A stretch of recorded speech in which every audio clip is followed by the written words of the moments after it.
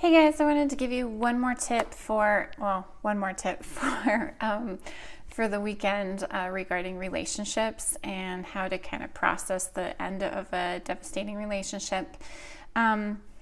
Two things actually. One is you got to keep in mind you cannot control anybody else, so stop worrying about what they're doing.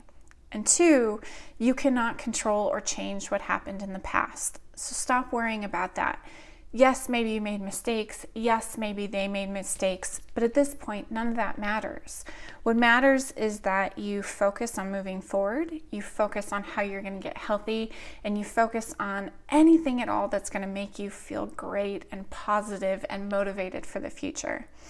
It is devastating when relationships end. Trust me, I know.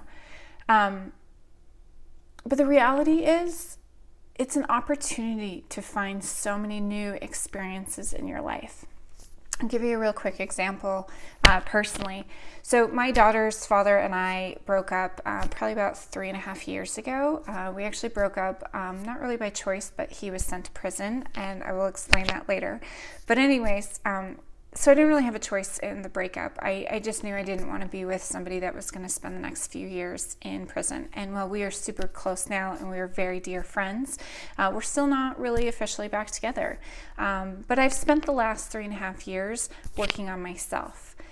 The end of our relationship was the greatest opportunity I've ever had in my life to find myself and to become healthy and to go on this incredibly amazing, life-changing journey. So take this breakup as a huge opportunity to heal and to find yourself and to start taking command of your life and build that dream life that's going to make you so unbelievably happy you never thought it was possible. Let me know if you have other advice. Let me know if you have tips or if there's anything that I can do for you personally.